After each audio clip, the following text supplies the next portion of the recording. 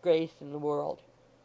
Then old John, who, entertaining a dull and foggy sort of idea that Mrs. Varden wasn't fond of him, had been in some doubt whether she might not have come for purposes of assault and battery, took courage, hoped she was well, and offered to conduct her into the house. This tender being amicably received, they marched in together. Joe and Dolly followed arm in arm, happiness again, and Varden brought up the rear. Old John would have it that they must sit in the bar, and nobody objecting, into the bar they went. All bars are snug places, but the Maypole's was the very snuggest, cosiest, and completest bar that ever the wit of man devised.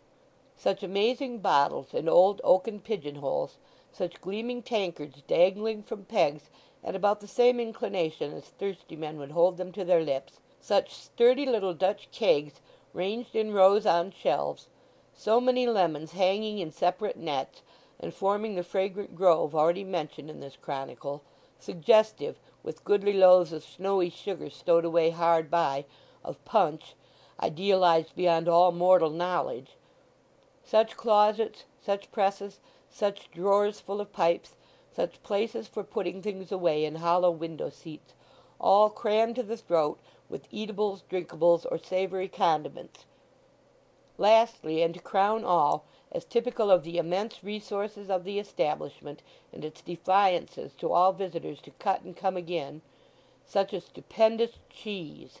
It is a poor heart that never rejoices. It must have been the poorest, weakest, and most watery heart that ever beat which would not have warmed towards the Maypole bar. Mrs. Varden's did directly. She could no more have reproached John Willet among those household gods, the kegs and bottles, lemons, pipes, and cheese, than she could have stabbed him with his own bright carving knife. The order for dinner, too, it might have soothed a savage. "A bit of fish," said John to the cook, "and some lamb chops, breaded with plenty of catsup, and a good salad, and a roast spring chicken with a dish of sausages and mashed potatoes, or something of that sort." Something of that sort! The resources of these inns! To talk carelessly about dishes which in themselves were a first-rate holiday kind of dinner, suitable to one's wedding day, is something of that sort, meaning if you can't get a spring chicken, any other trifle in the way of poultry will do, such as a peacock perhaps. The kitchen, too, with its great broad cavernous chimney, the kitchen where nothing in the way of cookery seemed impossible, where you could believe in anything to eat they chose to tell you of. Mrs. Varden returned from the contemplation of these wonders to the bar again with a head quite dizzy and bewildered. Her housekeeping capacity was not large enough to comprehend them. She was obliged to go to sleep. Waking was pain in the midst of such immensity.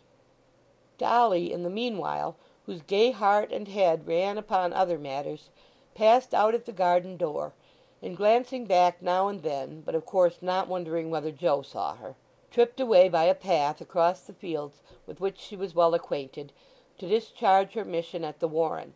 And this deponent hath been informed, and verily believes, that you might have seen many less pleasant objects than the cherry-coloured mantle and ribbons, as they went fluttering along the green meadows in the bright light of the day, like giddy things as they were.